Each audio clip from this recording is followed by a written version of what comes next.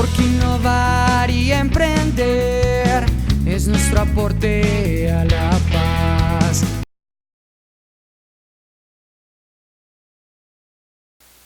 Listo, muchachos, buenas tardes.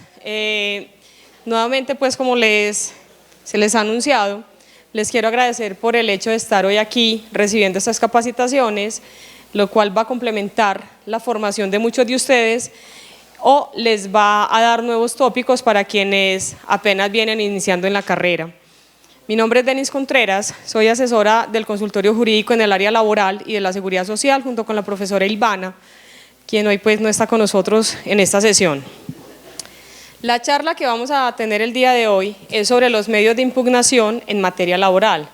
Acaban de tener una charla bastante interesante con los medios de impugnación en civil. Son muy similares, pero nosotros en laboral tenemos nuestro propio estatuto, nuestros propios recursos y solamente en ausencia de regulación específica en materia laboral y en virtud del artículo 145 del Código Procesal del Trabajo, acudimos al Código General para llenar esos vacíos o esas falencias que tenemos. Vamos a comenzar entonces por definir qué son los medios de impugnación. ¿Qué es un medio de impugnación? Frente a los proveídos judiciales, no están exentos del error del fallador. ¿Cuáles son los proveídos judiciales? Tenemos providencias de dos tipos, autos y sentencias. Los autos, a su vez, se clasifican en autos interlocutorios y en autos de sustanciación. Los autos interlocutorios son aquellos proveídos judiciales que resuelven de fondo algún asunto dentro del proceso, pero no resuelven el proceso. La sentencia resuelve el proceso, pone fin al derecho de acción y contradicción. No están exentos de error. Los jueces pueden cometer yerros, pueden interpretar de manera diferente la norma, pueden dejar de apreciar una prueba frente a los cuales las partes la parte que se vea afectada con dicho error puede acudir a unos mecanismos que se han instituido de manera legal para buscar modificar, corregir o aclarar dichos errores. Esos mecanismos son los medios de impugnación y comprenden los recursos. Los recursos procesales están clasificados en dos tipos, de acuerdo a la forma de sustentar o la etapa dentro del proceso en la cual se puedan interponer. Tenemos recursos ordinarios y recursos extraordinarios. Los recursos ordinarios son todos aquellos, son 4 recursos que permiten subsanar falencias dentro de las instancias de los jueces singulares. En laboral, procesos de única instancia, procesos de doble instancia, y son recurso de reposición, recurso de apelación, súplica y queja. Por su parte, los recursos extraordinarios son aquellos que buscan corregir, subsanar interpretaciones erradas que puedan tener los jueces plurales, es decir, las altas cortes, respecto a las pretensiones de las partes. Estos recursos son recurso de casación, recurso de revisión. En laboral tenemos un recurso que, si bien algunos doctrinantes, dentro de ellos Hernán Fabio López Blanco, Jaime Azula Camacho, insisten que no es un verdadero recurso, tenemos el de anulación de laudos arbitrales. ¿Por qué dicen estos autores que no son recursos? Porque no están estatuidos dentro de los procesos ordinarios, sino que entran a la jurisdicción ordinaria buscando revisar un acto extraprocesal, como lo es los laudos arbitrales proferidos por los tribunales de arbitramiento. Igualmente vamos a conversar un momentico también sobre el grado jurisdiccional de consulta, que si bien no es un recurso, cumple en cierto modo funciones que buscan modificar una sentencia o un proveído judicial. Vista esta clasificación, voy a comenzar con algo que es necesario y son los requisitos generales de los recursos. El primer requisito general de un medio de impugnación siempre va a ser la capacidad de la parte para interponerlo. Y ojo, que no estamos hablando de capacidad legal, sino de capacidad procesal, es decir, el interés y la legitimación para interponerlo. Voy a hacer un recuentico pequeño. Nosotros tenemos dentro del desarrollo del proceso una serie ordenada de etapas. Cada etapa conlleva la ejecución de actos internos que bien pueden provenir del juez o de las partes, ¿sí? ¿Recuerdan lo que es un proceso? Una serie ordenada de etapas, ¿sí o no? Ok. La primera etapa o el primer acto procesal con el cual se inicia un proceso es la demanda, ¿sí? Dentro de la demanda se exigen unos requisitos formales en materia laboral contenidos en el artículo 25, 25A y 26 del CPT que deben seguirse so pena de devolución de la demanda. En laboral no tenemos inadmisión, sino devolución de la demanda. El primer acto procesal entonces es la demanda, pone a funcionar el aparato judicial, ejerce el derecho de acción, ¿cierto? El segundo acto procesal dentro del proceso le corresponde al juez.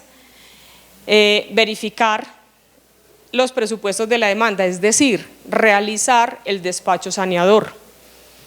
Si la demanda no cumple con esos requisitos formales, el acto procesal del juez consistirá en devolver la demanda para subsanarla, admitirla para continuar el trámite o rechazar por falta de competencia. La única causal de rechazo de plano que tenemos en laboral es la falta de jurisdicción o la falta de competencia.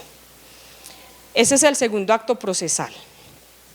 Ese proveído del juez es un auto interlocutorio, quiere decir que es susceptible de ser recurrido por las partes. Me devuelvo un poquito. Cuando estamos hablando de la demanda, estamos hablando también de partes procesales. ¿Quiénes son las partes procesales? Quienes tienen, a demandante, ¿cuántas partes tienen proceso? 2. Ok. ¿Quiénes son partes? Quienes tienen interés respecto a la pretensión, bien sea para reclamar o para oponerse a la reclamación, ¿sí? Esa es la característica de parte.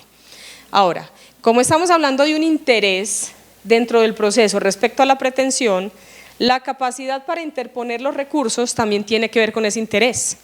Primero, legitimación para interponer el recurso quiere decir que es la parte reconocida en el proceso que se ve afectada con el proveído judicial. Obviamente, si ese proveído judicial no perjudica a la parte no va a recurrir. Simple lógica. La capacidad presupone entonces, retomo, interés y legitimación. No puede interponer recurso quien sea ajeno al proceso. Simple lógica, ¿sí? Ahora, esa capacidad presupone también estar actuando bajo los intereses de alguno de los polos procesales, demandante o demandado, ¿sí? Y que el proveído lo perjudique. Legitimación, que esté reconocido en el proceso, tiene que ver con el derecho de postulación. ¿Recuerdan qué es el derecho de postulación? El interlocutor válido en el proceso, ¿sí? Es el interlocutor válido. Si uno de ustedes, Héctor, me da poder a mí para actuar, mi amigo es abogado, pero yo soy quien tengo el derecho de postulación, ¿podrá actuar él en el proceso? No, no está legitimado porque no tiene el derecho de postulación, así sea el titular de la parte. ¿Listo? El segundo requisito es la oportunidad. Hay dos principios procesales bien importantes en materia procesal, valga la redundancia, que son la eventualidad y la preclusión. Tiene que ver con la oportunidad para actuar. La eventualidad presupone que se realicen dentro de cada etapa procesal los actos propios de esa etapa y no en otra. Y la preclusión, que va de la mano con la eventualidad, es el cierre de cada etapa procesal. Estos dos principios nos ayudan a desarrollar el principio de legitimidad o de legalidad, que trae el artículo 29 de la Constitución Política, ¿sí? Además, el proceso es un orden lógico y secuencial de actos, ¿sí? Es un orden demasiado estricto, demasiado cerrado, es un rito cerrado. La oportunidad en la interposición de los recursos tiene que ver con con la oportunidad, valga la redundancia, o con el término legal establecido en la norma para la interposición del mismo. Y esto depende de dos situaciones. Uno, si el proveído se dicta dentro de audiencia, quiere decir que se notificó en estrados y la oportunidad procesal para interponerlo es inmediato, ¿sí? Vencida esa oportunidad, el juez no se devuelve porque estaría vulnerando la eventualidad. Si el proveído se dicta por fuera de audiencia, se notifica en estados y de acuerdo al tipo de recurso, la ley otorga un plazo de 2 o 3 días o 15 días si se trata de casación para interponerlo, ¿sí? Pero tiene que estar dentro del término. Aparte de la oportunidad, el tercer requisito es que sea recurrible ese proveído. Ahora les decía que los jueces tienen unas providencias judiciales, autos y sentencias, ¿sí? Los autos son interlocutorios y de sustanciación. Los autos que son recurribles son los interlocutorios porque resuelven de fondo un asunto que puede virar el trámite procesal. Por ejemplo, el auto que rechaza la demanda es un auto recurrible. El auto que niega el decreto de pruebas es un auto recurrible. El auto que da término a la resolución de excepciones previas, el auto que niega un incidente.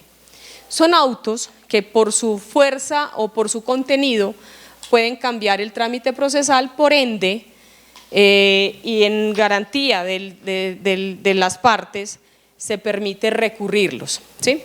Igualmente, son recurribles las sentencias de primera instancia. Recuerden que estamos ya en clave laboral, las sentencias de primera instancia. Las de única instancia no son recurribles, pero ahora les cuento que la Corte Constitucional, legislador positivo por excelencia en materia laboral y seguridad social, desde el año 2015 nos entregó el grado de consulta a las sentencias de única, ¿sí? Ahora les cuento un poquito de eso. Ahora, tenemos los requisitos entonces. La capacidad para interponerlo, que presupone el interés y la legitimación, la oportunidad para interponerlo y que la providencia sea susceptible de ser recurrida, ¿sí? Obvio, contra un auto de sustanciación no hay recursos que interponer. Por ejemplo, el auto que fija fecha para audiencia. Pues, señor juez, no puede ir en esa fecha. Interpongo recurso. ¿Cierto? Absurdo. Son autos, son mecanismos procesales de impulso que no deciden de fondo asuntos procesales. ¿Listo? Ahora, los recursos tienen también, en materia general, un trámite a seguir. Lo voy a hablar a manera general antes de entrar a cada medio de impugnación de manera independiente. El trámite de los recursos en materia general, y hablo de los recursos ordinarios porque los extraordinarios son un poquito diferentes, el trámite es, primero, la interposición. Cuando se interpone el recurso, se hace ante el mismo funcionario que profirió el proveído, ante el mismo juez o magistrado que profirió el proveído. La interposición, recuerden que depende de dónde se dicta el recurso, el proveído, si es en estrados o si es en estados. ¿Listo? La segunda etapa dentro del trámite de los recursos es la sustentación.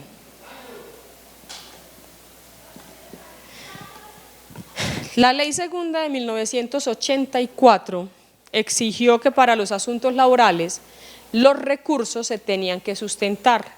Antes del 84, pues muchos no hayamos ni nacido, antes del 84 no se tenían que sustentar, ¿cierto? Simplemente bastaba con decir apelo. Ley Segunda del 84 exigió la sustentación del recurso, pero esto obedece a un principio establecido para el procedimiento, que es la consonancia. El principio de consonancia exige que si es un recurso en alzada, quiere decir que el superior jerárquico lo resuelve, no puede salirse del lineamiento dado por el recurrente, ¿sí? No puede ir más allá de. De hecho, el artículo 50 del CPT establece unas facultades propias del derecho laboral: proferir fallos extra petita y ultra petita, más allá de lo pedido, y conceder incluso lo no pedido, siempre y cuando se haya logrado probar en el proceso el asunto, ¿cierto? Entonces, cuando se expidió la ley segunda del 84, se pensó en esos principios, un momentico, pero si no hay que apelarlo, eso le da facultades a la segunda instancia de revisar todo el proceso. Primero, con gestión judicial, y segundo, puede incluso soslayar esa facultad extra y ultra petita que únicamente es exclusiva del juez singular, es decir, juez del circuito o juez de pequeñas causas hoy día, ¿sí? No de los tribunales. Ahora, cuando se estableció el requisito de sustentar, se le dio efectividad al principio de consonancia, es decir, la sustentación constituye esos argumentos de desacuerdo sobre los cuales la parte está solicitando que ese fallo o ese proveído sea revisado, modificado, complementado, adicionado, ¿sí? Cierra el espectro o el ámbito de acción de la segunda instancia, ¿sí? Piensen ustedes que interpongan un recurso, no lo sustenten, ¿sobre qué va a revisar el superior? No sabe sobre qué. Además, también pudo haber conllevado a vulnerar el principio de la no reformatio impellius.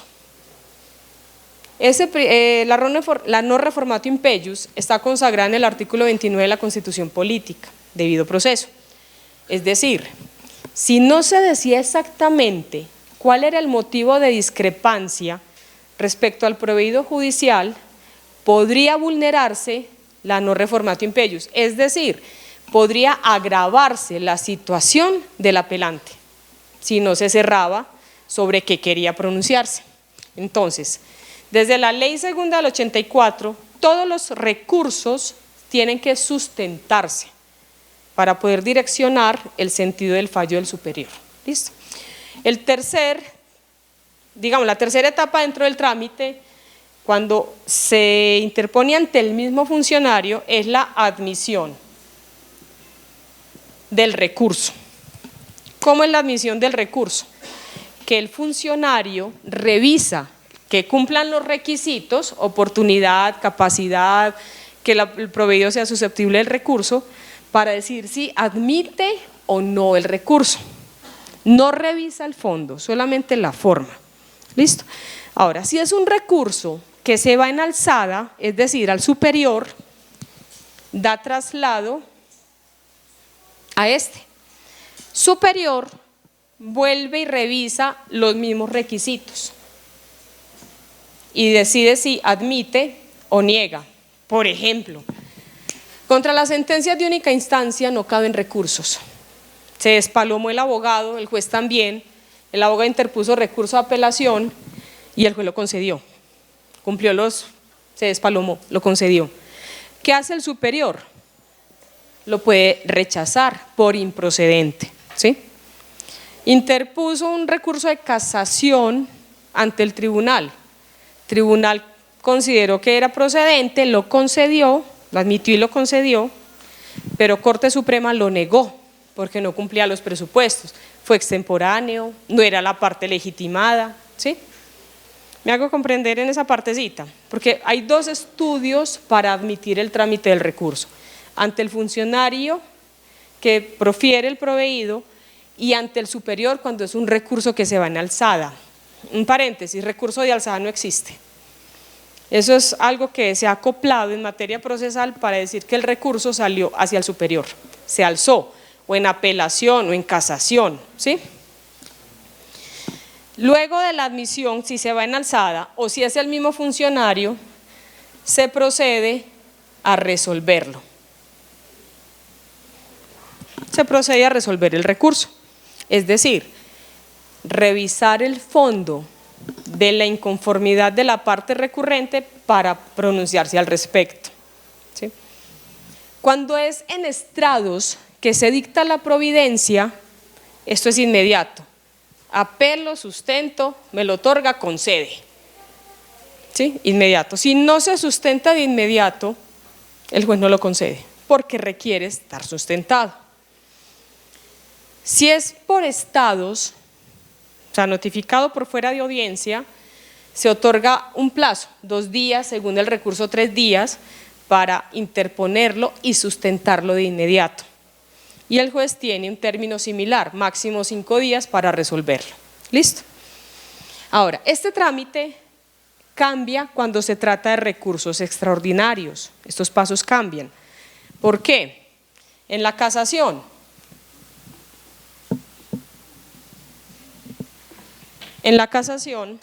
el recurso no se interpone de inmediato, así se haya dictado la sentencia del tribunal de manera oral. El artículo 86 del CPT establece que para el recurso de casación se cuenta con 15 días, no dice corrientes o hábiles, pero los términos judiciales siempre se cuentan en días hábiles y en horas hábiles. 15 días hábiles para interponerlo. ¿Cómo se interpone la casación? Interpongo recurso de casación, ya. 86. No se sustenta de inmediato, se interpone. Tribunal revisa la oportunidad, la capacidad y si es susceptible o no de casación. El único requisito en casación es que las pretensiones sean iguales o superiores a 120 salarios mínimos, no más. El asunto es de cuantía.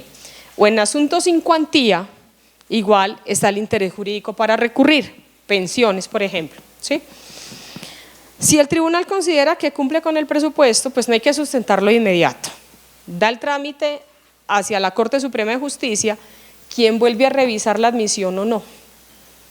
Corte Suprema puede decir, no cumple el presupuesto para casación, rechaza y devuelve, o cumple. Una vez la Corte Suprema admite el recurso, da traslado a la parte recurrente para que presente una demanda de casación, que es la sustentación al recurso. Que además, hay quienes dicen, y yo me adhiero un poquito, que la casación como tal no es un recurso, porque si pensáramos que fuera un recurso, estaríamos aceptando que había una tercera instancia, y no se trata de eso. La Corte Suprema no es una tercera instancia. Entonces, además, al constituir una demanda, tiene una técnica que tiene que seguirse de manera exacta, so pena de rechazarse. Ahora, Corte admite el recurso, da traslado al recurrente para que lo sustente a través de una demanda de casación. Ahora les explico cómo se hace esto. Una demanda de casación, vuelve la Corte Suprema y estudia la demanda y aquí no hay inadmisión. Aquí puede rechazar por falta de técnica contra este auto que rechaza y recursos, o simplemente puede decir cumple la técnica, cumple la forma y da traslado al opositor, a la contraparte, no para que conteste la demanda, sino para que se oponga a dicha casación. Si la parte recurrente no presenta dentro del término de 20 días hábiles el recurso de casación, el mismo se declara desierto y hasta ahí llegó. Miren que el trámite es diferente a los recursos ordinarios. Lo mismo ocurre con el recurso de revisión. Entonces, los recursos tienen unos requisitos y tienen unos trámites, unas etapas que se tienen que seguir a grosso modo. Ahora vamos a entrar a ver cada uno de los recursos o medios de impugnación y el manejo que tienen en materia laboral. ¿Cuál es el objeto de los recursos o medios de impugnación?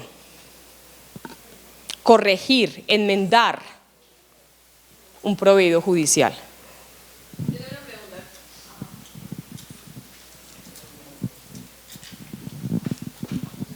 Después de la sentencia, ¿cuánto tiempo se puede presentar? ¿En cuánto tiempo se puede presentar el de revisión?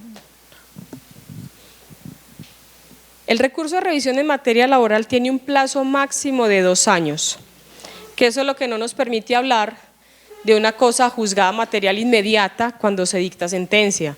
Recuerden que cuando un juez dicta una sentencia y no se interponen recursos ordinarios, esta queda ejecutoriada, ¿sí? Da paso o hace tránsito a cosa juzgada, pero cosa juzgada formal, porque aún queda la oportunidad de un recurso de revisión, que es un recurso extraordinario. En materia laboral se tienen 2 años para interponerlo. Vencidos los 2 años de la ejecutoría de la sentencia, ya ahí sí decimos que hace tránsito a cosa juzgada material, ya es inmodificable. ¿Sí? Bueno, entonces, vamos a hablar del primer recurso ordinario, que es el recurso de reposición. En el artículo 62 del CPT están enunciados los recursos en materia laboral. El recurso de revisión se interpone ante el mismo funcionario que emitió el proveído judicial y se busca que sea el mismo que lo resuelva, ¿sí? Este trámite se hace igual, se interpone, se sustenta, decide si admite y lo resuelve de inmediato, ¿sí? Contra el auto que resuelve un recurso no caben recursos. Finito. Contra el auto que resuelve un recurso no caben recursos, ¿sí? ¿Qué busca el recurso de reposición?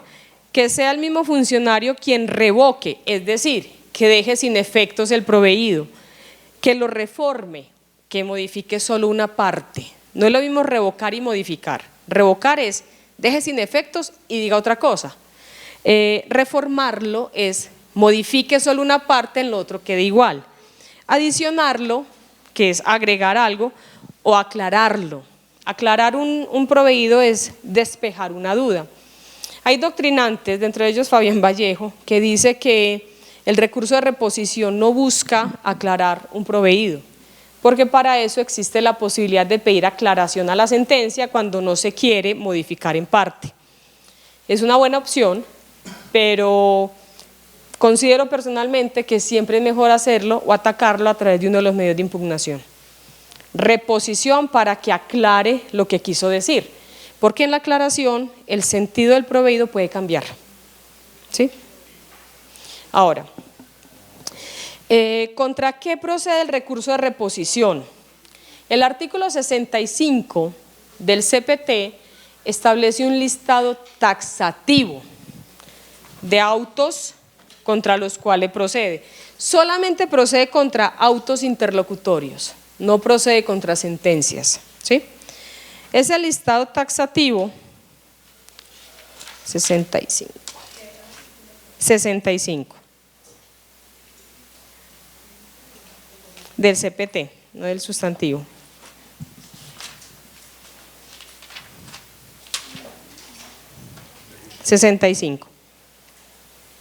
Ese listado taxativo pues no resulta ser tan taxativo. En el numeral 12 de dicho artículo dice los demás que señale la ley, ¿sí? Cuando deja la posibilidad abierta pues no es tan taxativo, pero hasta hoy tenemos 11 autos interlocutorios sobre los cuales procede la reposición. Artículo 65. Procede contra el auto que rechaza la demanda, contra el auto que rechaza pruebas, procede contra el auto que decide las excepciones previas, contra el auto que decide las nulidades procesales, contra el auto que niega la apertura a un incidente, contra el auto que resuelve el incidente procesal, ¿sí? En fin, esa era como la crítica, no es tan taxativo si deja la posibilidad abierta a todas las que la ley señale. El término para interponerlo, si es en estrados, es inmediato. Si es por fuera de estrados, es decir, si se notifica en estados, es de 2 días hábiles, a partir del día siguiente de la notificación del proveído. Ojo con esto, a veces los autos tienen la fecha en que se profiere, pero solo cobra ejecutoría cuando se ha notificado en estados. ¿Recuerdan lo que son los estados? Esa parte chiquitica en el proveído, notificado en estados de tal fecha. Esa es la fecha a partir de la cual el proveído cobra ejecutoría y es la que se tiene en cuenta para interponer el recurso, ¿sí? Recuerden que uno de los requisitos es la oportunidad en la interposición del mismo. ¿Dudas hasta acá? ¿Ninguna? Bueno. Recurso de apelación. El recurso de apelación es un recurso que busca que sea el superior jerárquico el que resuelva la inconformidad respecto a la providencia judicial. Procede contra los mismos autos que son susceptibles de la reposición y contra sentencias de primera instancia. Contra los de única no va el recurso. ¿Cuáles son los procesos de única instancia en materia laboral? Los que tienen una cuantía inferior a 20 salarios mínimos, no más. Los otros son de primera instancia. ¿Sí? Ahora, ¿están tomando nota? Ahorita vamos a hacer examen. El término para interponer el recurso de apelación es el mismo término para interponer el recurso de reposición, es decir, si es en estrados es inmediato, si es notificado en estados se cuenta con 5 días hábiles para interponerlo, pero ojo, hago una aclaración acá. Tanto el recurso de reposición como el recurso de apelación son recursos principales, son considerados independientes, ¿sí? Pero como la norma nos establece que los autos susceptibles de reposición también son susceptibles de apelación, se pueden interponer de manera conjunta, es decir, reposición como recurso principal y apelación como subsidiario de la reposición. Pero ojo, miren que los términos cuando el proveído se dicta por fuera de audiencia es diferente. Reposición 2 días, apelación 5. ¿Sí? Si el de apelación se interpone como subsidiario al de reposición, se somete al término del recurso principal, 2 días. ¿Sí? Lo accesorio corre la suerte de lo principal, así es. Ahora, hola. 2 días, pero entonces los otros 5 días, 5 días, pero después se cuentan esos 2 días o incluidos esos 2 días. Si tú interpones el de apelación como un recurso subsidiario al de reposición, ya te olvidas del término de la apelación, te sometes al término de acá. Tiene que ser al mismo tiempo e indicarlo. Señor juez, interpongo recurso de reposición, el juez se lo deniega. Bueno, entonces ahora la apelación. No. Tienen que ser en el mismo momento. Y los tiene que indicar, claro. Ahora, en materia laboral, ¿cómo? Inmediatamente. Señor juez, interpongo recurso de reposición y en subsidio de apelación contra el auto que negó la práctica de pruebas. El juez le va a decir, listo, susténtelo, sustento por esto. Bueno, se resuelve el recurso de reposición, el juez puede suspender hasta por media hora la audiencia para resolverlo. Resuelve la reposición, confirmo el proveído mío, doy traslado a la apelación. Recuerden que los recursos tienen unos efectos en que se conceden. Voy a hacer un paréntesis acá. El efecto devolutivo, el efecto suspensivo. ¿Sí? El efecto devolutivo, ¿en qué consiste? En que si la providencia recurrida no es, digámoslo así, tan importante en el desarrollo del proceso, solamente se envía al tribunal, si va en apelación, al superior jerárquico, el auto y su sustentación y el proceso continúa en lo otro. En el efecto suspensivo es que se suspende y pierde competencia el funcionario que dictó el proveído, no se puede seguir actuando. Recuerden que esa es una de las causales de nulidad, ¿sí? Actuar aún en contra, actuar estando pendiente de resolver el superior un recurso. Pero pierde la competencia o se le suspende la competencia mientras el superior resuelve. Suspende su competencia mientras el superior resuelve, ¿sí?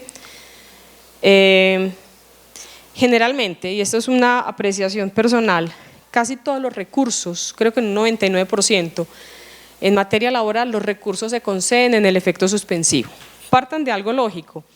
Si la apelación o la reposición busca corregir un yerro que se considera por parte del juez, ¿cómo pensar en seguir el proceso sin la resolución de ese recurso?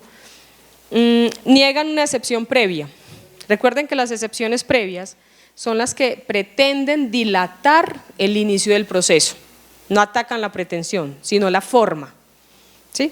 Pero no están, pretenden dilatar. Por ejemplo, la excepción previa de indebida integración de la litis.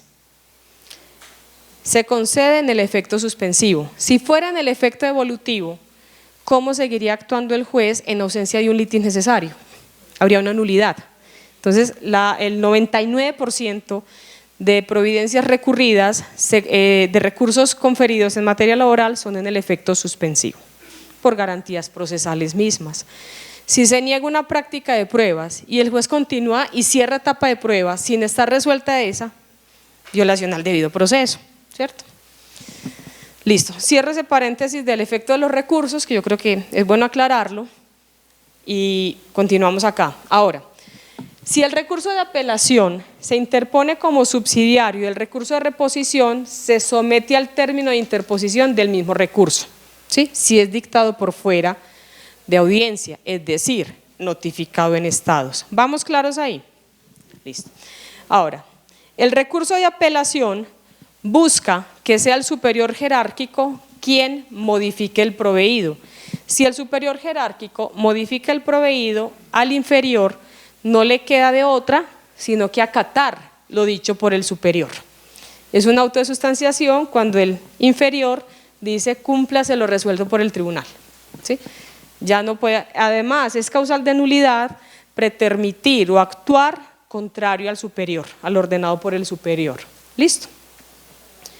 Por ejemplo, si el juez negó la práctica de una prueba y el superior dijo practíquela y el juez no la practica, es causal de nulidad. Recuerden el artículo 133 del Código General del Proceso. ¿Vamos claros con la apelación? ¿Cómo se sustenta una apelación? Simplemente indicando el motivo de inconformidad e indicando qué es lo que quiere que el superior haga. Señor juez, apelo, no estoy de acuerdo con su fallo. ¿Y qué quiere que haga el superior? ¿Cierto? Ahora, el artículo 29 de la Constitución Política consagra el debido proceso. Dentro del debido proceso se desarrollan varias garantías procesales para las partes, para ambas partes y para el proceso mismo. Una de ellas es la no reformatio impeius. ¿Recuerdan lo que es la no reformatio impeius? Como cuando ustedes sacan 5 en el examen y le dicen, no, profe, si equivocaron 3, algo similar, ¿cierto? Ah, ya. Siempre lo hacen. La no reformatio impeius implica que cuando hay un apelante único, el superior no puede agravar la decisión tomada, ¿sí? A eso se refiere la no reformatio impeius. Pero cuando ambos apelan, ambas partes apelan, cada una va encaminada hacia una pretensión diferente. Ahí no se vulnera la no reformatio impeius. Fallos mixtos. Concedió parte de las pretensiones, negó otras pretensiones. Apela el demandado. El superior no puede agravar la condena al demandado. Negó pensión de vejez, concedió pensión de vejez, pero negó intereses. Digamos que apela solamente el demandado con pensiones. Apelo para que revoque la pensión de vejez. El superior no puede ir más allá de lo pedido, consonancia. El superior solamente tiene que decir si concede o no la pensión, si la confirma o la revoca, pero no puede pronunciarse sobre lo que ya fue absuelto. No le confirmo la pensión, pero además le impongo los intereses. No reformatio impeius. Consonancia.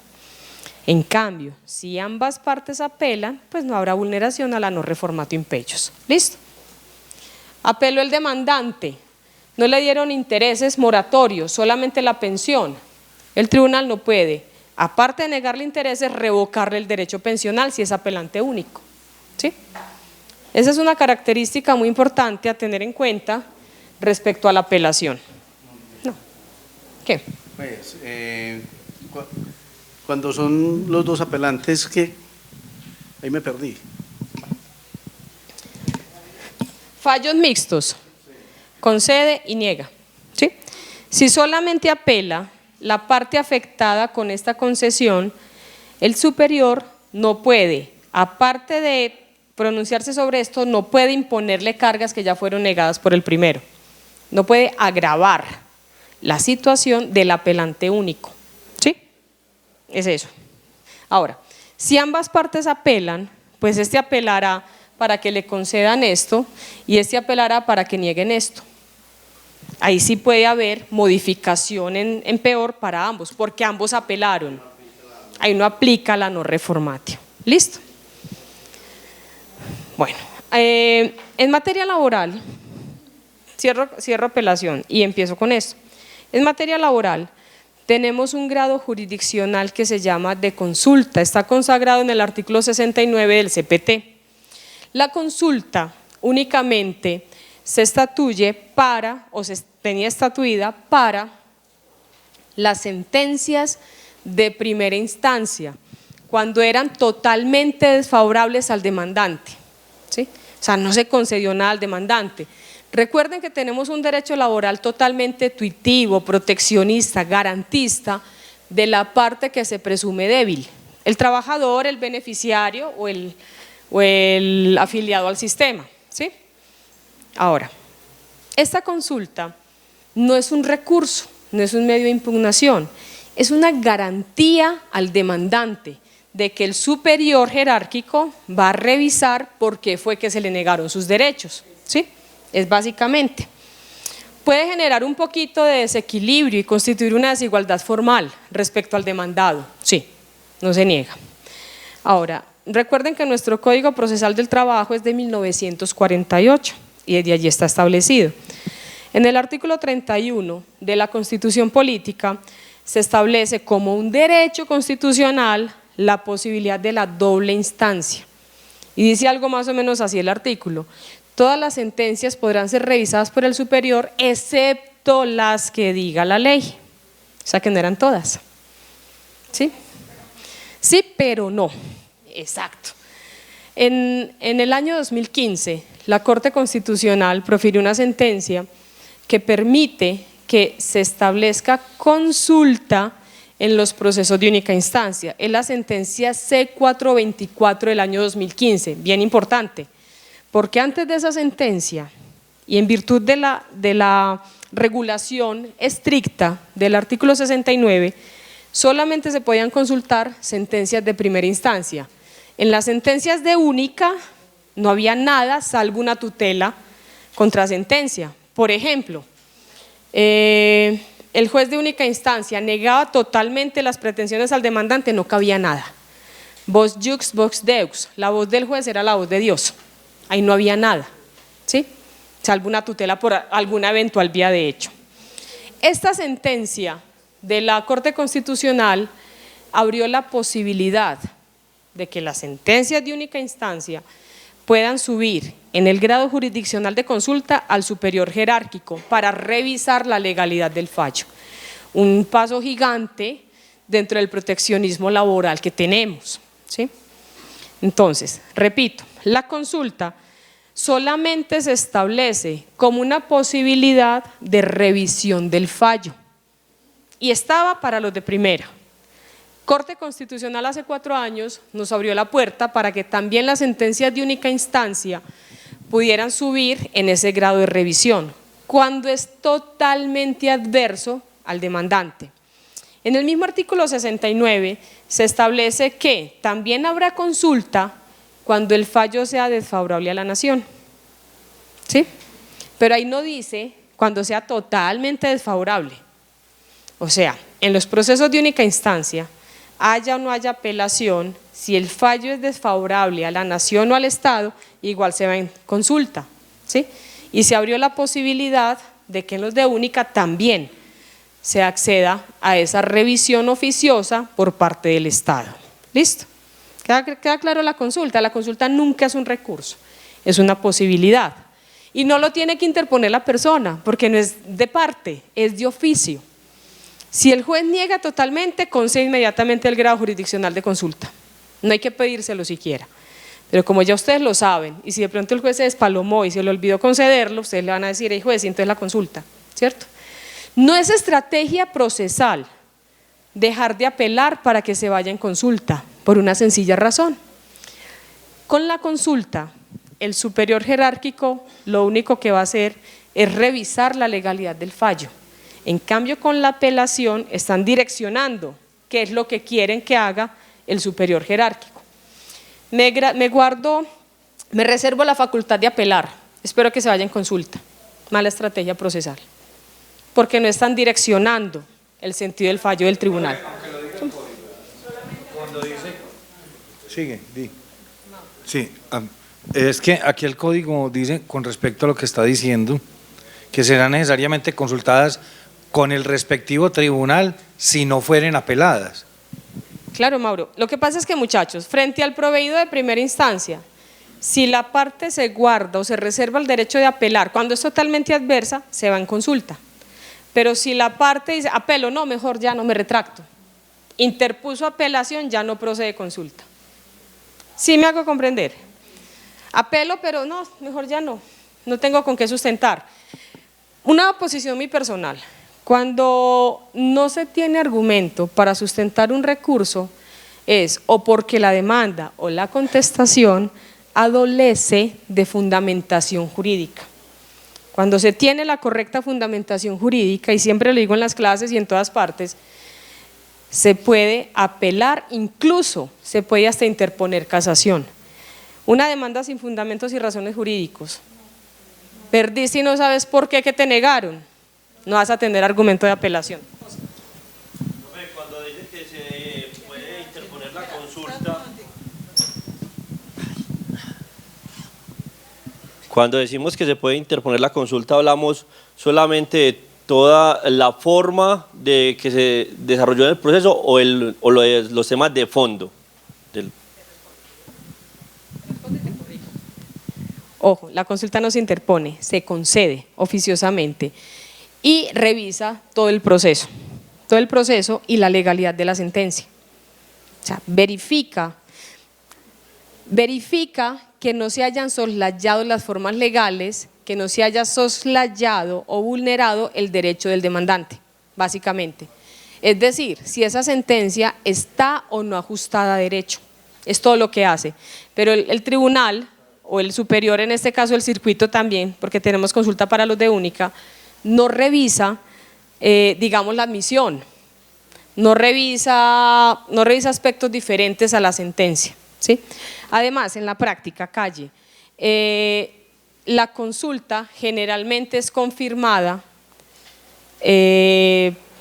porque se supone que para que el juez dicte un fallo, agotó todos los presupuestos legales y agotó los presupuestos formales para proferir una sentencia de fondo, ¿sí?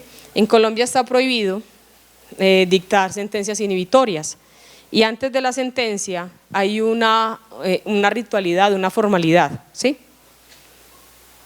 Básicamente. Roy, ¿vas a decir algo?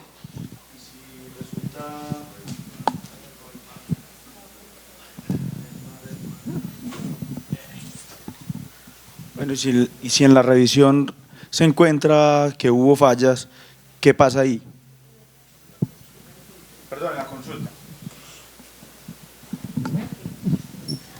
Si el superior encuentra que hubo fallas en el ajuste a derecho de la sentencia, modifica el proveído.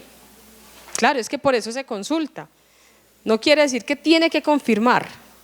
Ahora, como abogados, vuelvo y repito, mala estrategia, si tienen la posibilidad de apelar, dejar que se vaya en consulta, ¿sí? Es mala estrategia, porque no van a revisar lo que usted quiere que revisen, ¿sí? Es mejor apelar.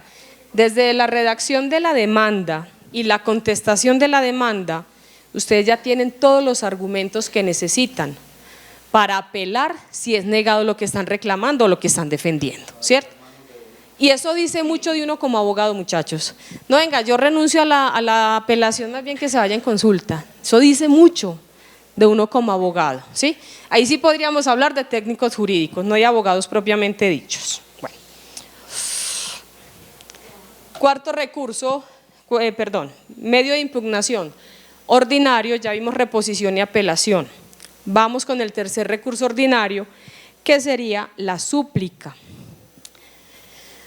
Si bien el artículo 62 del Código Procesal del Trabajo consagra un listado de medios de impugnación y consagra dentro de ellos la súplica, el Código Procesal del Trabajo no lo desarrolla. Por remisión del artículo 145 del CPT, nos vamos al artículo 331 del Código General del Proceso.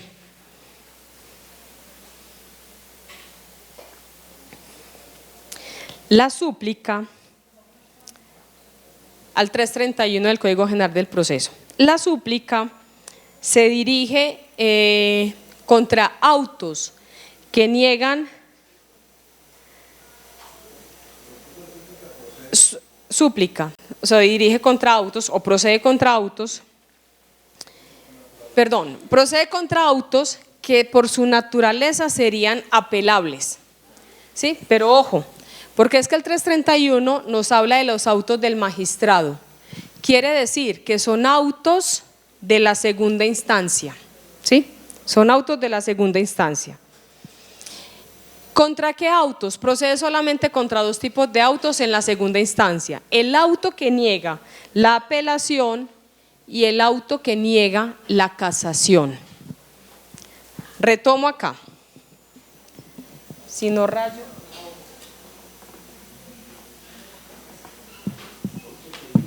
La apelación y la casación. Ojo con esto. Recuerden que los recursos tienen un trámite: interposición, sustentación, admisión, si es contra ante el mismo funcionario. Y luego vuelve, cuando es un recurso de alzada, a revisarse la admisibilidad del mismo, ¿sí? Ahora, si es un recurso de apelación, Tribunal Superior del Distrito Judicial revisa si es susceptible del recurso, revisa nuevamente los requisitos. Si el tribunal lo niega, contra este auto, ¿qué procedería? Procede la apelación, pero también procede la súplica contra el auto que niega. Y miren que en el 331 habla del magistrado sustanciador. Quiere decir, o explico un poquito el trámite. Venga que eso se compone. Quiere decir que cuando el tribunal niega el recurso de apelación, no se están cumpliendo los presupuestos legales para el mismo. Cuando un recurso, o cuando, mejor dicho, cuando el expediente sube en alzada al tribunal, se le encarga o se le entrega a un magistrado, se llama magistrado sustanciador o magistrado ponente, ¿sí? ¿Cuál es la función de este magistrado? Revisar la admisibilidad del mismo. Si este magistrado considera que no cumple con los requisitos, lo deniega. Se interpone la apelación contra ese auto o la súplica. Ahora, ¿quién resuelve ese recurso interpuesto por la negativa de un recurso? El magistrado que sigue en turno, ya no el superior, sino el magistrado que le sigue en turno, otra sala, ¿sí? No, ya me perdí. Vamos claros ahí, listo.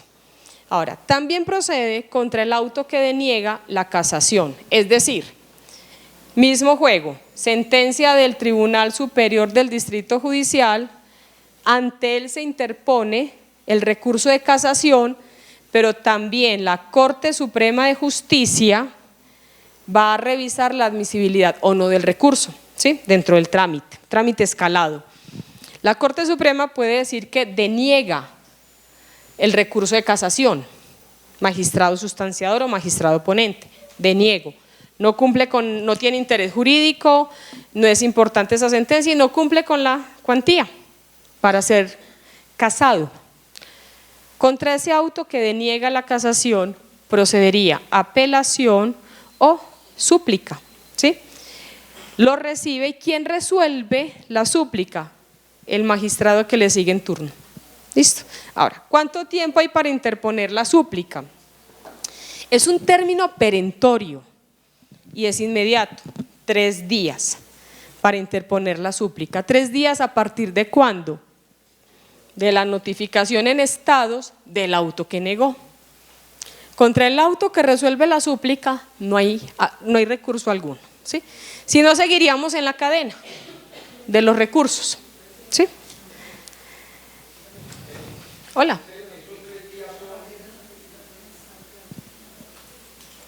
Son 3 días hábiles. Sí, pero el día de la notificación se cuenta o no. Es al día siguiente. Al día siguiente. ¿A partir de qué momento se cuentan esos 3 días? ¿Cuentan el mismo día en la notificación o realmente son a partir de ahí cuente 3, sin contar ese? Recuerden, muchachos, que los autos se notifican por estados cuando son por fuera de audiencia. La notificación por estados se hace en la Secretaría del Despacho y solamente se cuenta a partir del día siguiente el término para contar la posibilidad de recurrir. Estados del 1, a partir del día 2 cuentas el primer día para el recurso, ¿sí? Es a partir del día siguiente, ¿sí?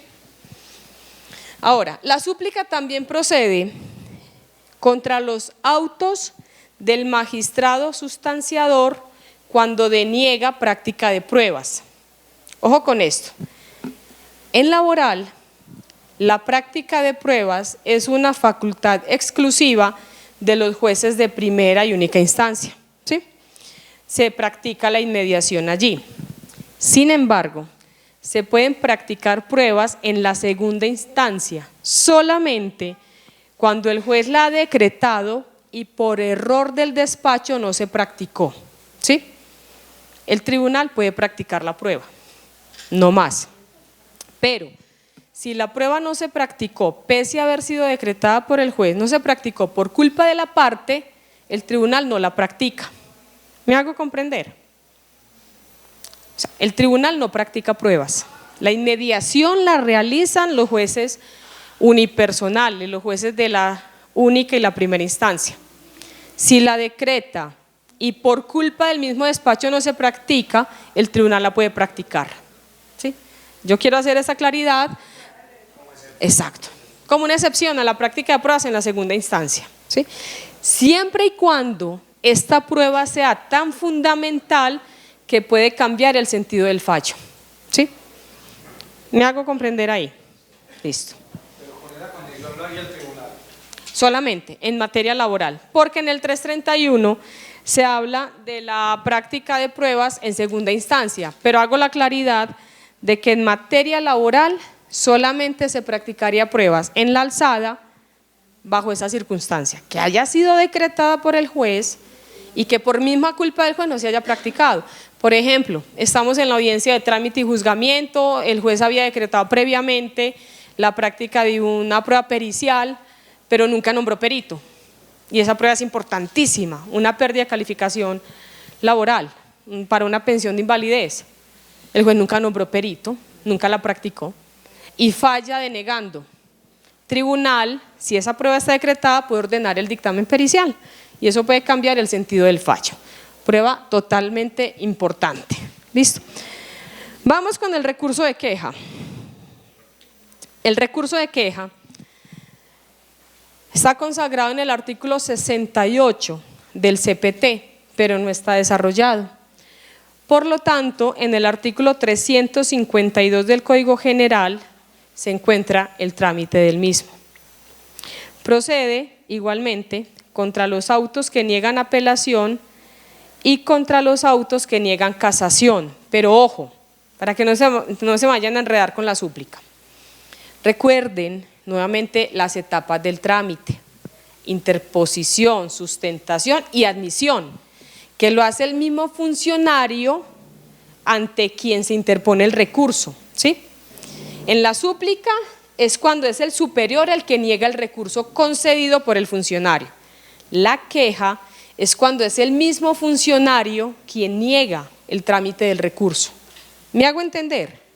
Por eso es importante tener claridad sobre las etapas del trámite del recurso. Cuando se va en alzada hay dos admisiones: una, la del funcionario ante quien se interpone, y dos, la del superior, porque puede también rechazar. Entonces, la súplica procede cuando es el superior el que la niega Y la queja cuando es el mismo funcionario el que la niega, el que no permite que se vaya en alzada. ¿Me hago comprender? Listo. Esta queja la resuelve el superior jerárquico, pero ojo con esto, ojo con esto.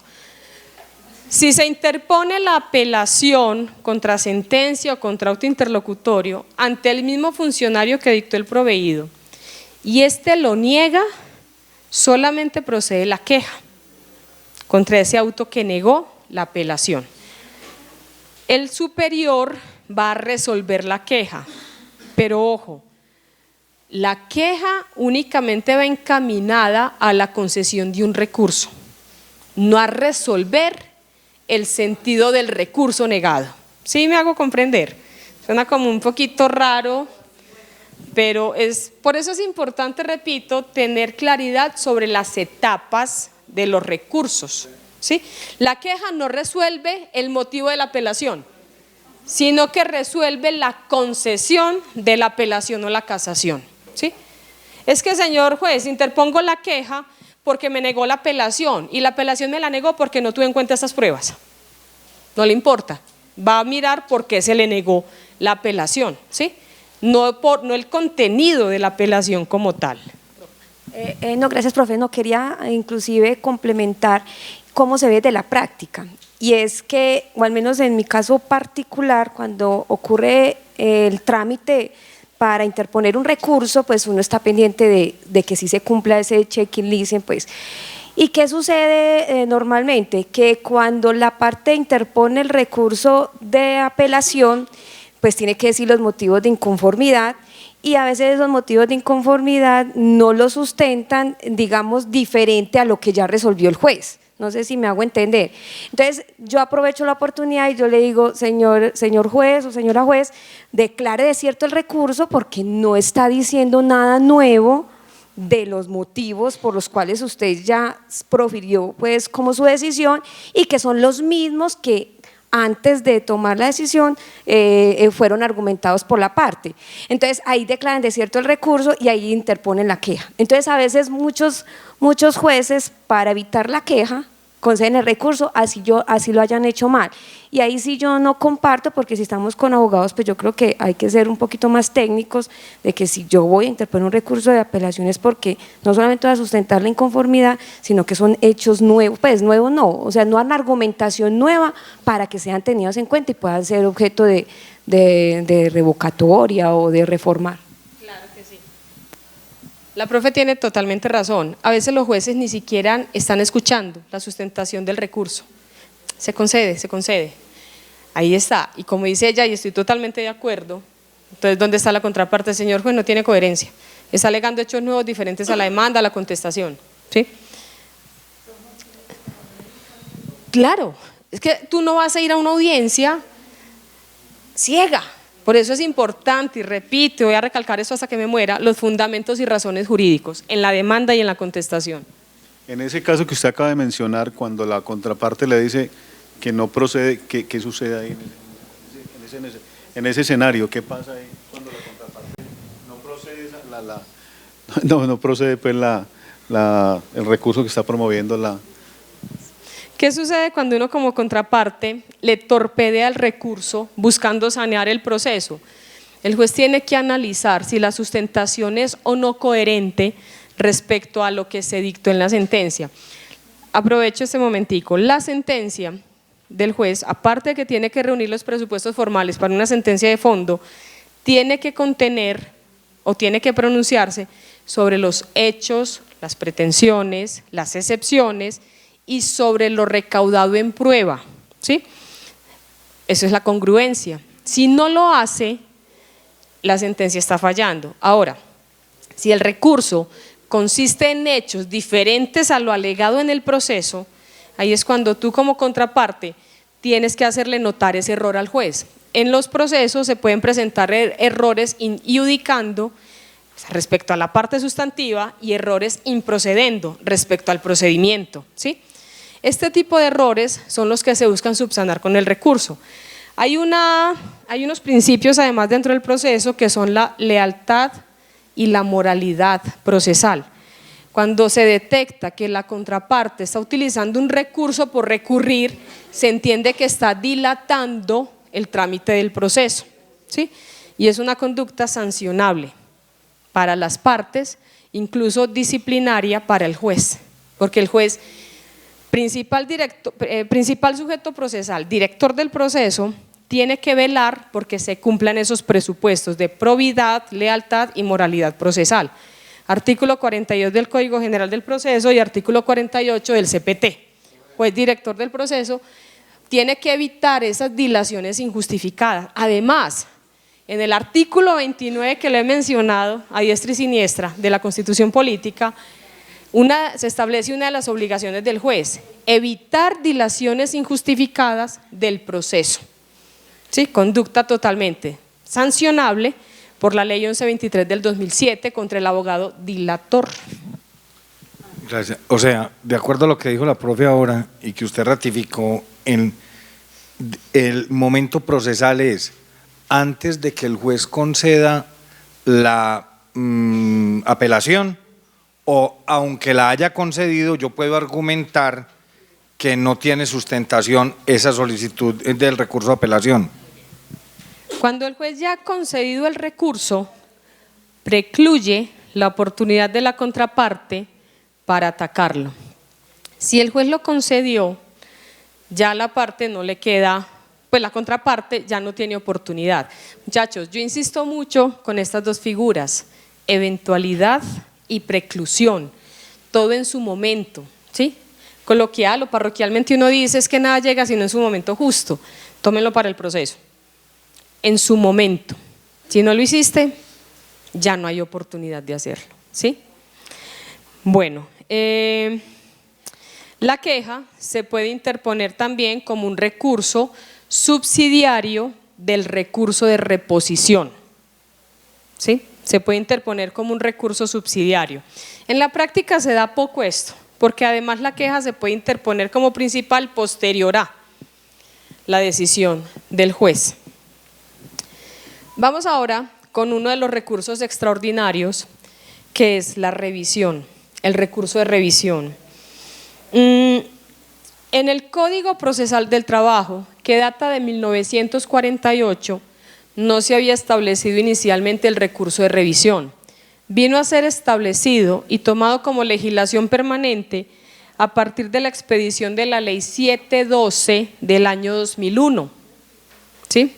Sí venía establecido y venía consagrado en el Código Procesal Civil de 1970 y posteriormente lo trajo el Código General del Proceso del 2012, que entró a regir en el 2015, pero en laboral no existía sino hasta el 2001. Este recurso de revisión es extraordinario porque procede contra sentencias ya ejecutoriadas. En materia civil, el artículo 355 del Código General nos establece una gama de posibilidades muy amplias para interponerlo, que en materia laboral realmente se resumen en pocas. Una de esas gamas del Código General del Proceso, la primer causal de la revisión del 355, es que aparezcan pruebas posteriores que cambien el sentido del fallo del juez. Analizando el trámite procesal laboral, nosotros podríamos pensar que es imposible que en materia laboral haya una prueba posterior a la sentencia, porque tenemos dos oportunidades, si se quiere tres, oportunidades procesales para presentar pruebas. La primera es con la demanda, la segunda es con la contestación y la tercera oportunidad, que es excepcional, la del artículo 28 del CPT, que es una vez vencido el término del traslado al demandado, la parte demandante cuenta con 5 días hábiles para modificar la demanda y la modificación se hace sobre 4 tópicos: hechos, pretensiones, partes y pruebas. No hay otra oportunidad procesal para presentar pruebas. Entonces, pensar en pruebas que aparezcan después de la sentencia en laboral es un poco raro, ¿sí? Además, las partes tienen una carga procesal probatoria. Y cuando se acude a un proceso, esa carga la lleva inicialmente el demandante. Carga dinámica de la prueba, artículo 167 del Código General del Proceso, no transfiere esa carga al demandado, no la transfiere. El demandado tiene su propia carga procesal, probatoria, ¿sí? Entonces, por eso yo soy de las personas que riño, y pues ha sido también posición del Tribunal Superior de Medellín, no conceder recurso de revisión en materia laboral cuando hay pruebas sobrevinientes a la sentencia, porque la oportunidad procesal está dada de manera taxativa, ¿sí? Sin embargo, sí puede proceder el recurso de revisión, y la norma lo establece, la 712, contra sentencias ejecutoriadas cuando hay hechos que vulneran o hechos que atentan contra la legalidad del proceso. Por ejemplo, algunas nulidades que no pudieron alegarse dentro del trámite procesal, como cuál, no haber integrado de manera correcta un litisconsorcio, no haberle permitido a un litisconsorcio necesario haber sido parte en el proceso y que esa sentencia afecte sus intereses. Cónyuge, compañera reclamando pensión de sobrevivientes, cónyuge sabía de la existencia de la compañera y no la quiso notificar, le dieron toda la pensión a la compañera. ¿Qué opción tiene la otra persona si ya hay sentencia ejecutoriada? La revisión. Numeral séptimo del 355 permite que se revise la sentencia por indebida notificación o emplazamiento, porque se está vulnerando el derecho de contradicción y de defensa de un litis necesario, ¿sí? Pero ese litisconsorcio, en el momento en que no lo propone el abogado demandante, el juez no lo puede proceder de oficio. No, claro, obvio, Mauro, que el juez puede vincular litisconsorcio necesario cuando encuentra dentro del proceso hechos que den a entender que hay otra persona que pueda tener igual o mejor derecho. Recuerden que los jueces también pueden cometer yerros. Esa es una nulidad de ser alegada antes de la sentencia. Persistió la nulidad, esa nulidad no es saneable por el solo hecho de no alegarla. Hay sentencia. ¿Qué le queda a la parte afectada? El recurso de revisión, únicamente. También procede el recurso de revisión en materia laboral cuando las pruebas testimoniales o las pruebas documentales fueron calificadas por la autoridad competente, que en este caso sería la penal, como falsos. La prueba testimonial, el testigo fue condenado por falso testimonio y fraude procesal, esa prueba testimonial no pudo haberse tenido en cuenta al momento del fallo. O el documento fue tachado de falso y la autoridad penal decidió dicho asunto, ese documento no pudo haber sido tenido como prueba dentro del proceso. Obvio que en estos dos asuntos se requiere que dichos medios probatorios hayan sido tan contundentes que fueron los que conllevaron al juez a tomar la decisión en el sentido en que la tomó, ¿sí? Ahora hago una claridad, pues la parte que aportó dichas pruebas no va a alegar la revisión, no va a pedir la revisión, pues nadie alega su propia culpa, ¿cierto? Tiene que ser la parte que sea afectada, recuerden los requisitos, el interés, la parte que esté afectada con dicha sentencia. Igualmente, el recurso de revisión procede cuando la sentencia ha sido proferida con base en hechos delictivos del juez. Por ejemplo, un hecho delictivo de un juez. Prevaricato, ¿cierto? Encontramos un video donde el demandado le está dando la plata al juez debajo de la mesa por allá en un restaurante. No, eso no pasa acá. Hechos delictivos del juez. Cuando la sentencia ha sido obtenida con base en hechos delictivos del juez. Un hecho delictivo del juez que puede parecer simple es aquel donde el juez tuvo que haberse declarado impedido y no lo hizo.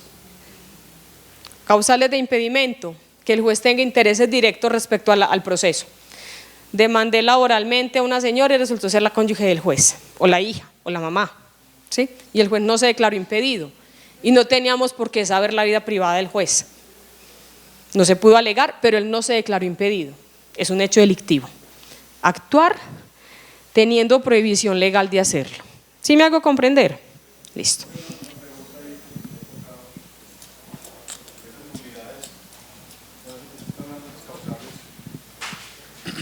Cuando el juez se encuentra en una reunión con unos amiguitos y uno de esos amiguitos tiene un negocio ahí en ese juzgado y él le da una mini asesoría, es una causal para... Declararse impedido. Claro, Augusto. A ver, nosotros estamos dentro de un mundo jurídico donde todos nos conocemos con todos, ¿sí? Aquí veo a un juez, magistrado, contrapartes, todos nos conocemos entre todos. Resulta que el día de mañana Mauricio es juez, somos amigos, Dignora y yo somos contrapartes. Yo me voy a almorzar con Mauricio, estamos almorzando, estamos hablando de otras cosas, Dignora lo recusa. Tiene que demostrar en la recusación de que se está hablando del negocio que tenemos, ¿sí? Ahora, si Mauricio previamente me asesoró en el caso y luego cayó en su despacho, él tiene que declararse impedido, ¿sí? Tiene que declararse impedido. Si él no lo hace y profiere sentencia, hay una nulidad que no se alegó antes de la sentencia. ¿Qué recurso nos queda para sanear ese proceso? El recurso de revisión, ¿sí? Independientemente de las posibles sanciones que puede tener él por no haberse declarado impedido antes de tiempo. Ahora, las causales de recusación y de impedimento tienen que estar, de recusación mejor, tienen que estar soportadas por la parte que puede verse afectada con ese interés directo o indirecto que tiene el juez. Si no se demuestra, pues no hay causal, ¿sí? El hecho de ser amigos o de estar almorzando juntos no quiere decir que él esté impedido para conocer, pero si Dignora, mi contraparte, logra demostrar que el almuerzo era con ocasión de, claro que procede el recurso de revisión, ¿sí? Algo muy similar a lo que acontece hoy día con el fiscal. ¿Recuerdan? Que asesoró y luego está conociendo. Es similar, ¿sí? Asesoró la empresa y hoy la empresa es demandada, era el asesor jurídico de la empresa y la demandaron. Dignora no tenía por qué saberlo, lo supo después del fallo y ahí comprendió por qué el juez le dio tan duro allá en el fallo, ¿cierto? Le queda la posibilidad del recurso de revisión. ¿Cuál es el término para interponerlo? 2 años, a partir de la ejecutoría de la sentencia, ¿sí? Cosa juzgada formal.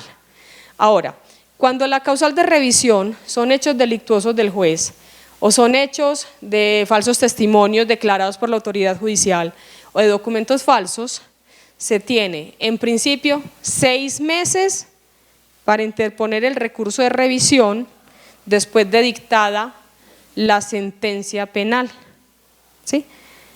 Pero se tiene hasta 2 años para interponerlo. En civil hay una excepción que es el numeral 7 del 355 que puede ser hasta 5 años, pero en laboral no. En laboral solamente tomamos los 2 años para interponerlo. ¿Listo? Ahora, el recurso de revisión, de acuerdo a la ley 712 del 2001, también establece que procede cuando se demuestra que la sentencia desfavorable a una parte fue con ocasión de la infidelidad de los deberes del apoderado judicial. Y así lo establece la ley, esa palabra, infidelidad. Dignora me contrata como abogada contra Mauricio. Resulta que yo me reúno con Mauricio, él me paga y yo dejo que Dignora pierda el proceso. Totalmente desfavorable. Eso es infidelidad del apoderado judicial que logró obtener una sentencia desfavorable del cliente. Aparte de que es una infidelidad del apoderado, bueno, yo lo mato, es una infidelidad, también es una causal que puede conllevar a la exclusión del ejercicio profesional del abogado, ¿sí? Puede llevar a la exclusión según la gravedad del perjuicio que haya obtenido esta parte, ¿sí? Recuerden que 355, colusión o fraude, pero ojo con esto, aparte de la sanción procesal que puede tener, la sanción disciplinaria puede ir desde una suspensión de 6 meses a la exclusión del ejercicio profesional. La lealtad del abogado es muy importante en este punto. Uno no puede asesorar las contrapartes salvo que se esté ayudando a acercarlas a negociar, ¿sí? Sin defraudar los intereses encomendados, ¿sí? Pero acercándolos, sin defraudar los intereses de tu cliente. Listo. También procede la revisión, de acuerdo a la 712, contra, y esto ha sido muy discutido y ha sido muy debatido, dice que procede contra transacciones o conciliaciones judiciales o extrajudiciales cuando versa sobre el reconocimiento de prestaciones periódicas o pensiones. A ver, en materia laboral no hay requisito de procedibilidad, ¿sí? Pero se puede intentar, antes de acudir al aparato judicial, una conciliación ante el Ministerio de Trabajo o ante juez laboral, o una transacción como un documento privado. Si en dicho documento se consagran como derechos concedidos o negados prestaciones periódicas, llámense pensiones, dicho documento que no ha sido llevado a la vía ordinaria como un proceso como tal, puede ser sometido al recurso de revisión ante el Tribunal Superior del Distrito Judicial. Ojo con esto. Si la sentencia es proferida por un juez del circuito, el competente es el Tribunal Superior. Si es la sentencia del tribunal, el competente es la Corte Suprema. Pero si se trata de un documento ajeno a la jurisdicción ordinaria, el competente es el Tribunal Superior del Distrito Judicial. ¿Me hago comprender? Bueno. Hernán Fabio López Blanco, Hernando Morales en su momento, decía que era imposible pensar en un recurso procesal extraordinario frente a un documento que no fue dictado en ejercicio de la función jurisdiccional, ¿sí? Conciliación o transacción, ¿sí? Ahora, como la ley 712 lo estableció en aras de someter a una garantía dichos acuerdos, es que por eso la revisión es susceptible de conocer de esos asuntos, es una garantía. Recuerden que en laboral, judicial o extrajudicialmente, no se pueden conciliar los derechos ciertos. Artículo 48 y 53 de la Constitución Política, Seguridad Social y Laboral. Derechos ciertos e indiscutibles no se concilian salvo la forma de pago. Esa es la razón o el motivo por el cual la Ley 712 del 2001 estableció la revisión para este tipo de asuntos. Miren que suena un poquito raro, por eso es extraordinario, pero suena un poquito raro que la conciliación que hicieron aquí en el Centro de Conciliación de Unisabaneta vaya a ser sometida a un recurso de revisión ante la jurisdicción ordinaria. Hernán Fabio López incluso dice, es que no sería un recurso, sería una acción de revisión de ese documento y tendría totalmente la razón, ¿cierto? ¿Cuál es el término para interponerlo? El mismo, hasta 2 años. ¿Cuándo se ejecutaría una transacción? ¿O cuándo se ejecutaría una conciliación? No se ejecutarían. Prestan mérito ejecutivo una vez está suscrito por las partes, ¿sí o no? Pero entonces, a partir de esa fecha en que se suscribe, es que se cuenta el término de los 2 años para interponer el recurso de revisión. ¿Vamos claros? Bueno, ahora, el recurso de revisión exige además un formalismo similar al de la casación. Se tiene que indicar cuál es el motivo de la revisión taxativamente, claramente y sustentarlo con un recuento fáctico, ¿sí? Señor juez, mediante una claridad, en la revisión no hay demandado, no hay demandante, son las mismas partes dentro del proceso ordinario y cualquiera de las partes puede interponer la revisión. La revisión busca atacar, es una sentencia, ataca la sentencia, ¿sí? Pero solamente por las causales taxativas. También hay una clasificación de los recursos ordinarios y extraordinarios que dice que los extraordinarios no tienen un espectro amplio de sustentación, sino que se circunscriben a unas causales legales, no se pueden salir de ahí. Si lo que se busca con la revisión no está en esas causales, no se puede interponer revisión, ¿cierto? La revisión no busca rehacer debates probatorios, ni practicar pruebas, ni analizar pruebas. Busca simplemente, con base en estas causales, modificar la sentencia, ¿sí? Muy parroquial y de pronto hasta un poquito falta de técnica lo que yo digo, la del 355 del CGP. Muy coloquial lo que yo digo al respecto. La revisión es una especie de nulidad después de sentencia. Mire que las causales de nulidad del 133 son similares a las causales de revisión, ¿sí? La revisión procede después de dictarse sentencia. ¿Listo? Ahora, el último recurso, ya para dejarlos descansar, es el recurso de la casación. La casación en materia laboral tiene consagración expresa en el artículo 86 del Código Procesal del Trabajo y es un recurso igualmente extraordinario, es decir, procede después de haberse dictado sentencia, ¿sí? La casación tiene un objetivo básico y busca confrontar la sentencia del tribunal con la norma sustantiva. Aquí se busca quebrantar o sacar del ordenamiento jurídico el proveído del Tribunal Superior, ¿sí? Pues uno de mis autores favoritos en materia procesal, Hernán Fabio, él dice que las casaciones buscan unificar el criterio interpretativo de la norma sustantiva.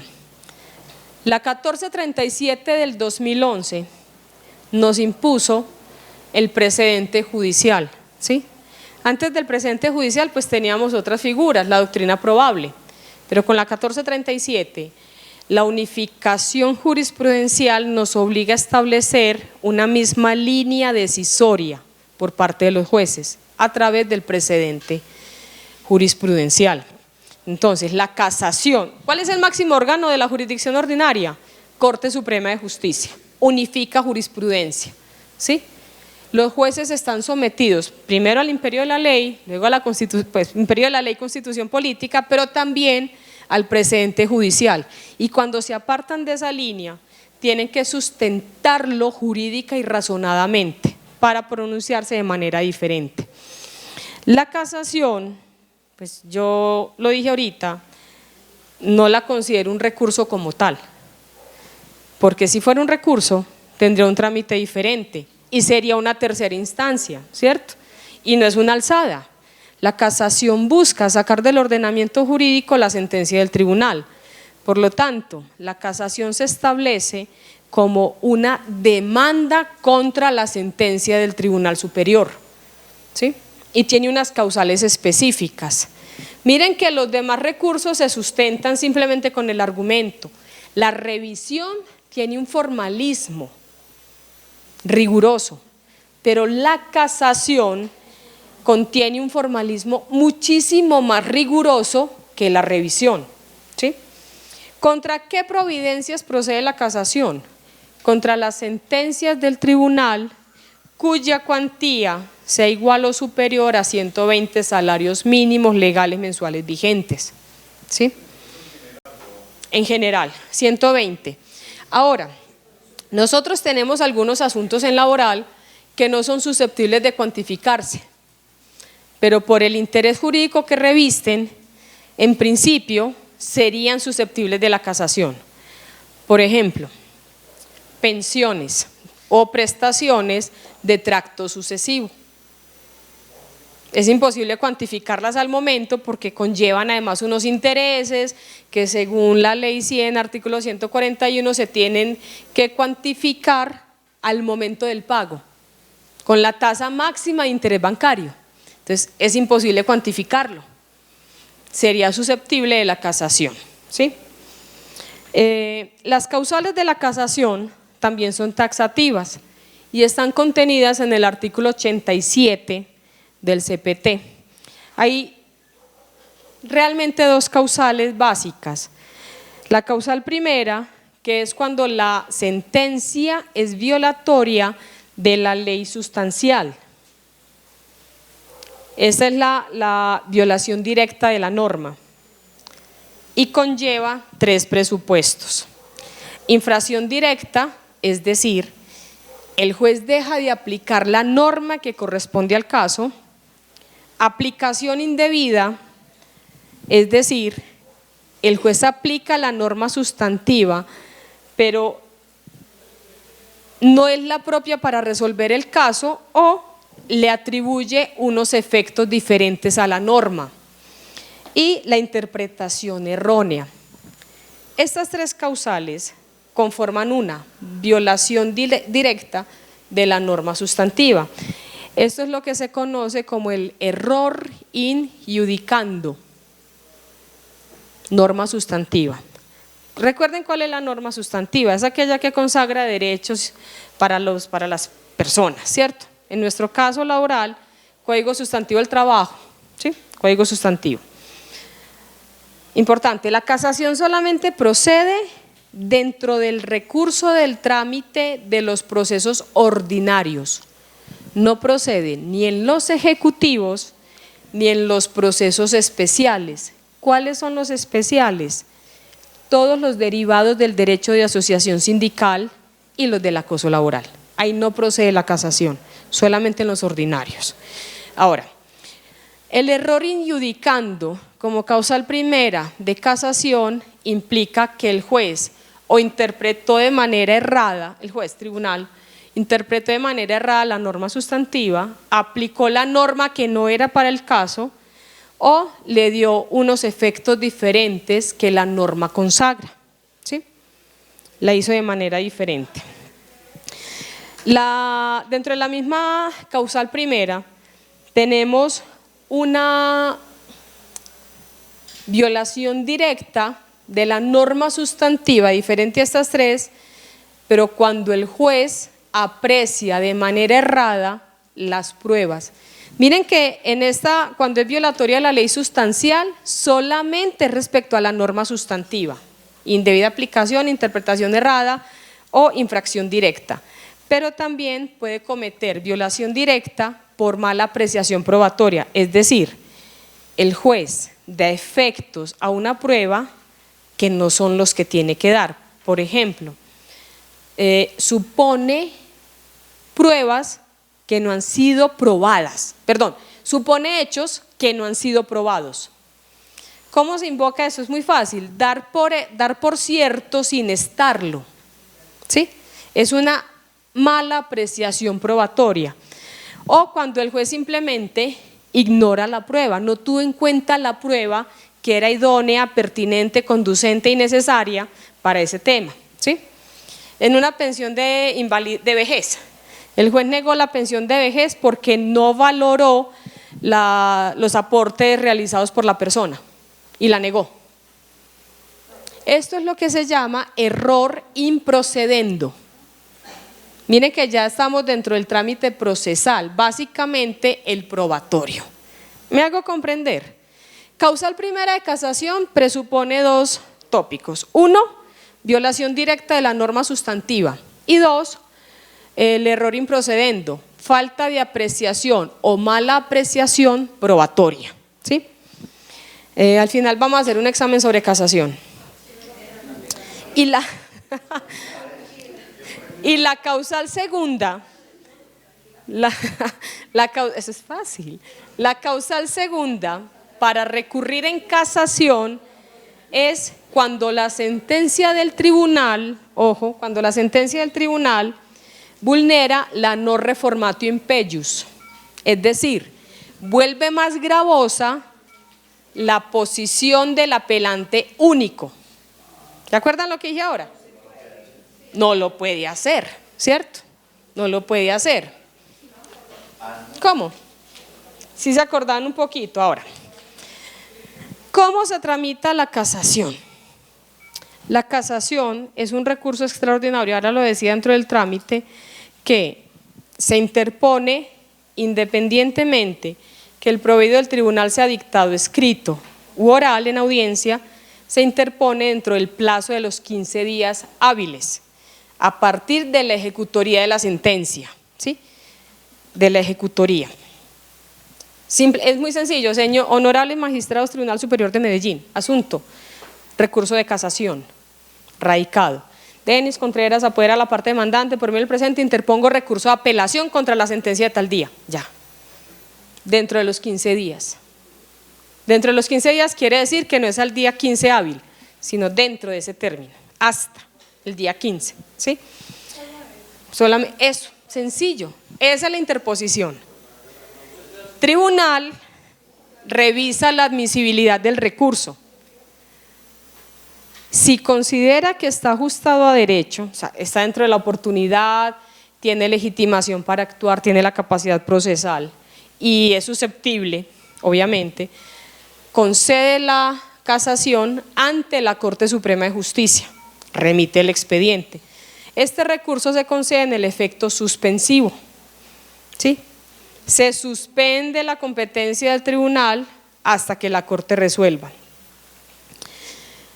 Corte Suprema vuelve a revisar esas mismas causales de admisibilidad, concede el recurso de casación, corre traslado al recurrente, que puede ser el demandante original o el demandado, por 20 días hábiles. ¿Cómo se sustenta el recurso? Con una demanda de casación, donde se indican las partes, cuál es la causal invocada y la sustentación de la causal. Aquí es donde juega la técnica en casación, ¿sí? Si presentada dentro del trámite de los 20 días, está presentada a tiempo, Corte Suprema revisa no el fondo de la sustentación, sino la técnica de la casación, ¿sí? Si encuentra que esta técnica no está ajustada a derecho, rechaza la casación, la rechaza y la devuelve. Contra el auto que rechaza la casación, ¿qué procede? ¿Cómo que no? Es un auto. Reposición y en subsidio. ¿Apelación ante quién? Súplica. ¿Apelación ante quién? ¿Ante la OIT? Ahora, ¿qué pasa si el recurrente no sustenta dentro del término la casación? Se declara desierta. Y ojo, la declaratoria, no, sí, también tiene el recurso, pero la declaratoria de declararse desierta la casación, aparte de que sesga el trámite procesal, implica una sanción pecuniaria para el abogado que interpuso la casación y no la sustentó, o la sustentó extemporánea.